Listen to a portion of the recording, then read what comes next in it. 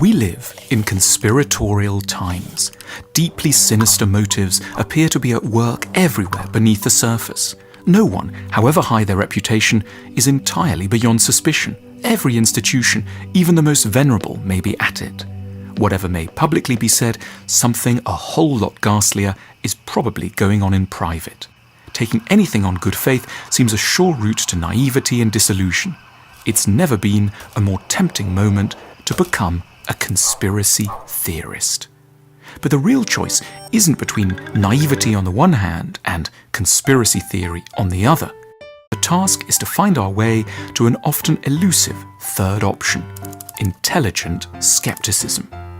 Both the intelligent skeptic and the conspiracy theorist start from the very same place, with an awareness that things may well not be what they seem, and that what's widely believed may be patently false.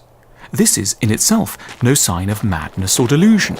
It's the basis of some of humanity's greatest discoveries and insights. To claim that the Earth orbits the Sun would have sounded the height of delusion in 1473. It would have sounded no less peculiar to maintain, in the late 1950s, that the UK security services were largely in the hands of a group of people working for the Soviet Union. A hypothesis can be thoroughly outlandish, very unpopular, and still correct. What separates the conspiracy theorist from the intelligent skeptic is not the possession of some odd-sounding hypotheses. It's what they then go on to do with these hypotheses.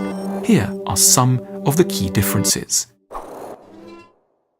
Intelligent skeptics know that hypotheses cannot be sustained indefinitely without evidence. They can be trialed for a time, but eventually have to be positively backed up by concrete proof, or else graciously and uncomplainingly abandoned.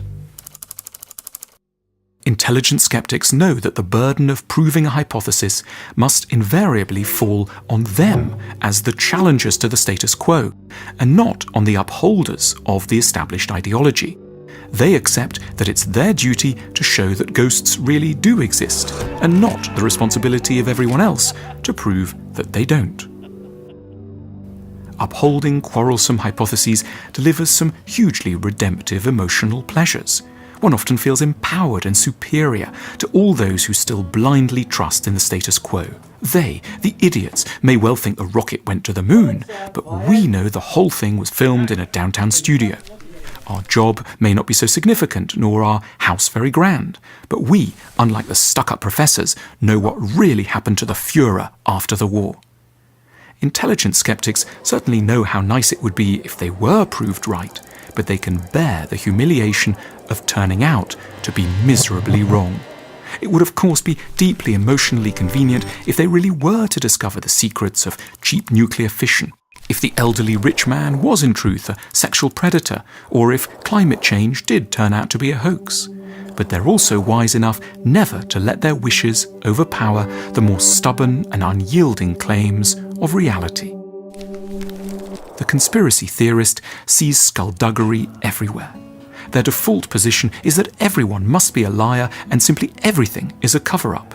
Their fear of being taken for a dupe is so great there can be no glimmer of trust.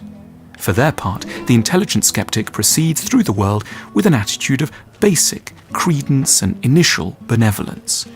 They dare to take things at face value, confident in their power to alter their views, perhaps quite quickly, in a much darker direction were the facts to demand it. They are internally strong enough to take a chance to believe in the goodness and truthfulness of strangers. Conspiracy theory is never really a problem of intelligence. It's an emotional wound that overpowers the higher faculties of the mind, and is therefore best treated not with a barrage of countervailing facts, but with reassurance, kindness, and love, for it's here that the problem invariably began. The choice we face isn't between naive credulity and conspiracy theory. By understanding the fragility of our psyches, we have the option of navigating our perilous times with a judicious mixture of doubt and trust.